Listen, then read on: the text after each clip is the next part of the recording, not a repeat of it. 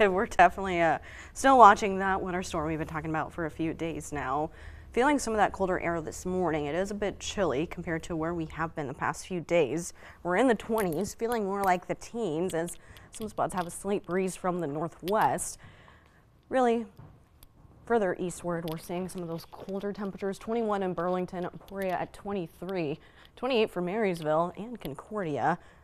We'll try and get above freezing this afternoon in those middle 30s. A little bit of some passing clouds, but doesn't mean we won't see sunshine throughout the day, as those winds stay fairly light from the north and northwest, eventually changing to the east as we head on into our Saturday. Next 24 hours, really not going to see a whole lot of activity. Those passing clouds is as good as it gets in terms of heading into the start of the weekend. Most of the central part of the country, fairly quiet for today.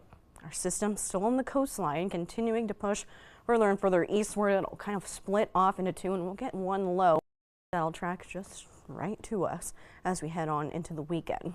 A few passing clouds for today, as I mentioned, will clear out briefly heading into the evening. Overnight, those clouds start to build right back in by early tomorrow morning, and we may get some drizzle early on, but a bulk of some of that freezing rain and wintry mix that we could see will come into play today. Very isolated at first, and really it won't be a huge kind of concern in terms of widespread activity early on. As the afternoon goes by, it starts to get a little more scattered, and really either way, freezing rain, even some sleet, not necessarily what we want to be dealing with heading into our Saturday. We'll get some of that snow to kind of change over for our northern counties initially earlier on. That's where we'll see some of those higher snowfall totals. Further south, it'll take a little bit longer as we go overnight into Sunday, starting to become more widespread, and this system pretty much takes over the entirety of our viewing area by the time we get to Sunday morning. Notice that changeover slowly starting to happen further and further southward as we head just after daybreak on Sunday, and really through a majority of the daytime, we're going to be dealing with this system. Mostly snow by the time we get to midday for everyone, those moderate to heavy snow bands, and we may hold on to breezes that may cause some whiteout conditions, reduced visibility. Something we'll definitely have to watch out for even into the evening. Sticking around, it may not be until closer to midnight really that we start to see the system exit. Should take the clouds along with it, and then we just turn our attention to the bitterly cold temperatures heading on into next week. Of course, really the main concern out of this is going to be that wintry mix early on, the freezing rain, potentially even some sleet.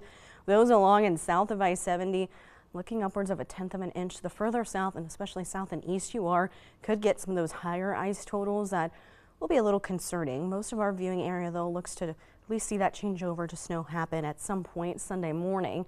Those further south may have some lower snowfall totals because of that changeover happening later into the daytime Sunday. Central part may get upwards of 6 to 10 inches, 8+ for those further north. Of course, we could get locally higher amounts as some of those heavier bands move on through, and depending on when we actually see that changeover to snow. Once we get this system to move in, the cold air definitely comes along with it.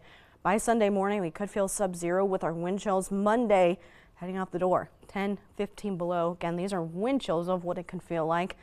By Monday afternoon, we'll try and feel like single digits, but really it just continues to go kind of downhill from there, with our air temperatures getting sub-zero by the time we get to Tuesday and Wednesday morning.